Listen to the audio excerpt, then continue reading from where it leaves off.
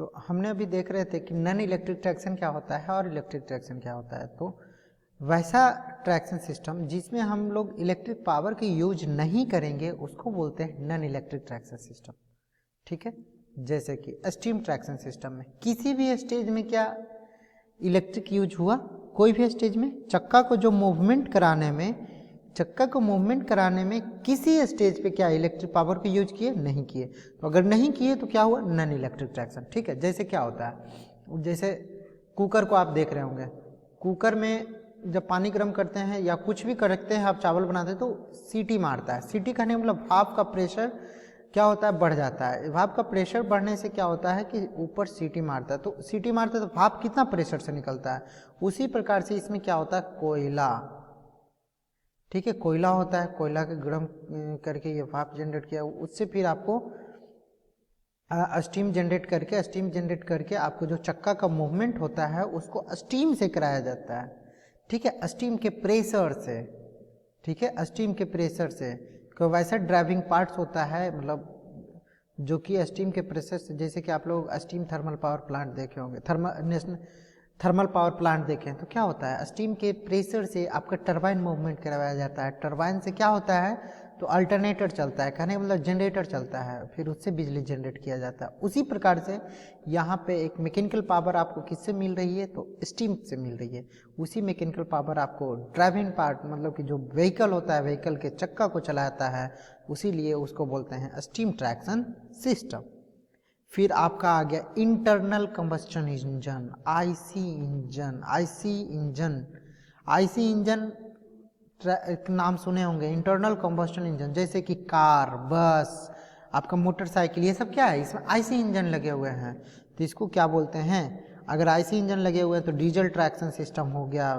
ठीक है, ये सब आईसी इंजन ट्रैक्शन सिस्टम हम लोग बोल सकते हैं। ये सारा किस में आ जाता है, ये सब आ जाते हैं आपको, जैसे कि डीजल, DIESEL होता है, डीजल इंजन हुआ, पेट्रोल इंजन हुआ, फिर LPG, जो भी ये सब है, तो ये सब आईसी इंजन में है ना।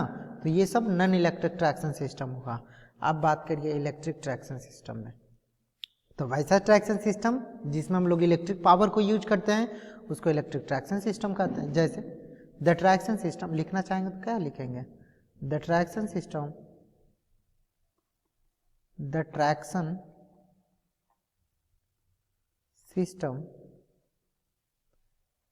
which use electric power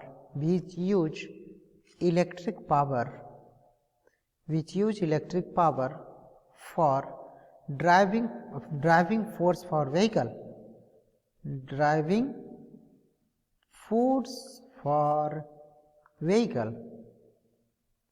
समझ रहे हैं, ड्राइविंग फोर्स फॉर व्हीकल। तो ये सब क्या हो गया, इज कॉल्ड इलेक्ट्रिक ट्रैक्शन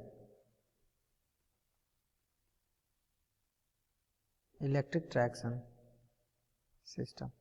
जैसा कि आप लोग एक बात बहुत ध्यान से सुन लीजिए, रेलवे क्या हो गया, रेलवे इलेक्ट्रिक इंजन, तो इसमें तो पूरा का पूरा आपका क्या हुआ, आपका इलेक्ट्रिक ही लगा। लेकिन आपका समझे कि इलेक्ट्रिक इंजन नहीं है, क्या इंजन है, ये बात जानने वाली है, आप लोग डेली देखते होंगे, डीजल इंजन है। तो क्या आपका ड्राइविंग जो चक्का का मूवमेंट करवाता है वो डीजल के पावर से होता है क्या, डीजल इंजन से नहीं, डीजल इंजन से जनरेटर चलाया जाता है, जनरेटर से मोटर चला करके ड्राइविंग फोर्स मोटर से लिया जाता है चक्का को मूवमेंट कराने के लिए। ठीक है, तो उसमें क्या हुआ, दोनों यूज हुआ, डीजल इंजन वाला भी पावर, और डीजल इंजन पावर से जनरेटर चलाए जिसको बोलते हैं लोकोमोटिव। ठीक है, डीजल लोकोमोटिव हुआ, मतलब डीजल इंजन हुआ, उसमें भी क्या आप यूज हुआ, इलेक्ट्रिक ट्रैक्शन, क्योंकि डीजल इंजन से हम लोग जनरेटर चलाए और जनरेटर से फिर DC सीरीज मोटर चलाए। ठीक है, वो भी क्या हुआ, तो आपको देखिए जनरेटर डीजल तो चला, लेकिन डीजल से फिर क्या किए हम लोग, डीजल से क्या किए हम लोग, फिर मोटर चला दिए। तो ये एक स्टेज में क्या यूज हुआ, इलेक्ट्रिक यूज हुआ कि नहीं, इलेक्ट्रिक पावर, तो इसको भी बोलते हैं इलेक्ट्रिक ट्रैक्शन। ठीक है, जैसे कि इलेक्ट्रिक इंजन हो गया, मेट्रो हो गया, ये सब मेट्रो देख रहे होंगे, मेट्रो हो गया, ट्रॉली हो गया, मोनो रेलवे हो गया, मोनोरेल हो गया, ये तो बता रहे थे मोनोरेल क्या होता है जो, ये सब क्या है, तो इलेक्ट्रिक ट्रैक्शन सिस्टम है। चलिए ठीक है, अब नेक्स्ट बढ़ते हैं कि इलेक्ट्रिक ट्रैक्शन में कितने भाग होते हैं, क्या क्या होते हैं। ठीक है, तो क्या लिखे हुए होंगे, types of electric traction, types of electric traction system. तो इलेक्ट्रिक ट्रैक्शन, तो सबसे पहले आप लोग देखिएगा इलेक्ट्रिक पावर कितना प्रकार का होता है, दो ही प्रकार के ना, एक डीसी और एसी। इलेक्ट्रिक पावर कितना प्रकार के, तो दो प्रकार के, एसी डीसी। तो देखिए कैसे कैसे, एक तो हुआ डीसी, तो डीसी तो भाई इसमें कोई फेज वाला तो बात ही नहीं होता है, एक प्लस एक माइनस, तो इसमें तो कोई फेज का बात नहीं हुआ। दूसरा सिंगल फेज एसी सिस्टम, जैसे ही एसी आया तो इसमें सिंगल फेज, थ्री फेज, ये सब आ जाता है, तो single phase AC system, single phase AC system. Third one is the three phase AC system.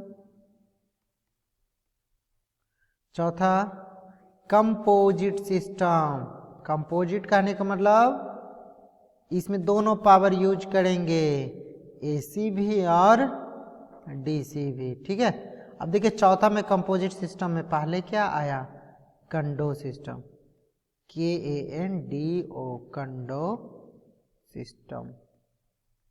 और कंडो सिस्टम को बोलते हैं single phase to three phase system. क्या बोलते हैं कंडो सिस्टम को, system single phase to three phase system. फिर B number composite system में ही देखिएगा, B number single phase to DC system. देखिए एसी और डीसी दोनों में यूज हो तो क्या कहेंगे, composite system. AC power DC power दोनों यूज हो रहा हो तो कंपोजिट सिस्टम। केवल एसी यूज हो रहा है सिंगल फेज एसी सिस्टम, केवल थ्री फेज एसी यूज हो रहा है तो three phase AC system. DC power से अगर चला रहे हैं ट्रेन को तो डीसी इलेक्ट्रिक ट्रैक्शन सिस्टम। केवल सिंगल फेज एसी से चला रहे हैं तो single phase electric traction system, three phase AC से तो three phase electric traction.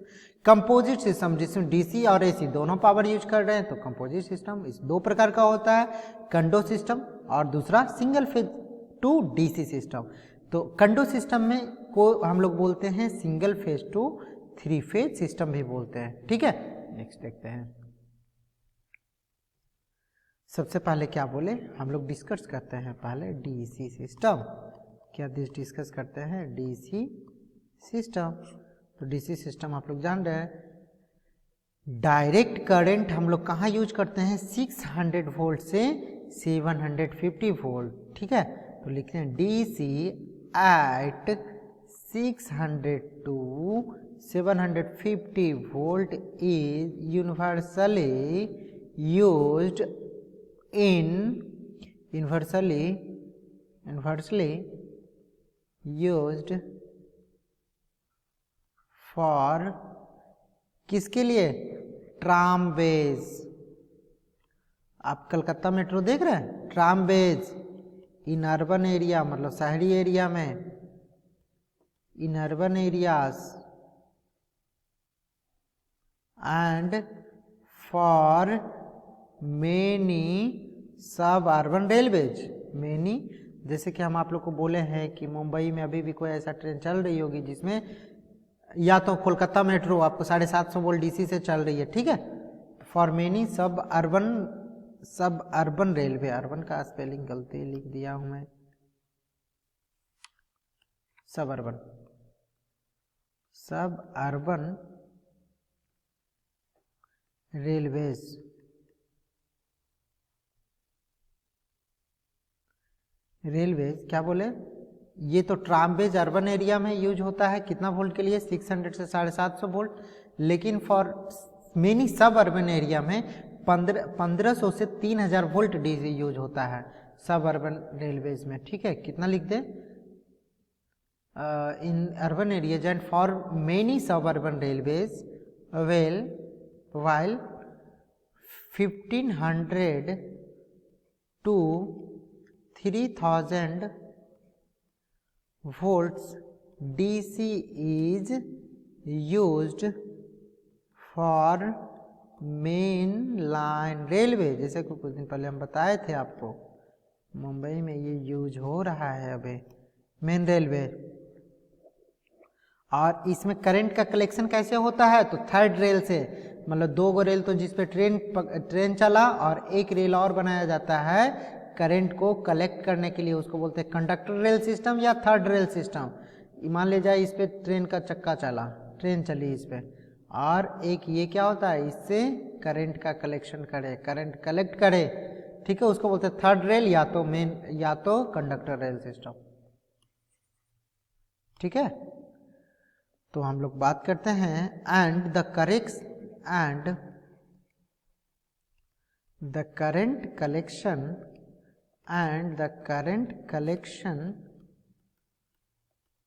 is from the third rail, और इसको क्या बोलते हैं, थर्ड रेल को बोलते हैं conductor rail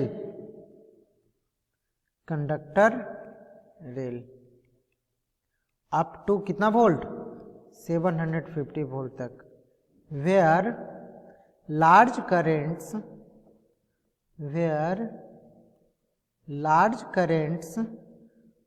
are involved, large currents are involved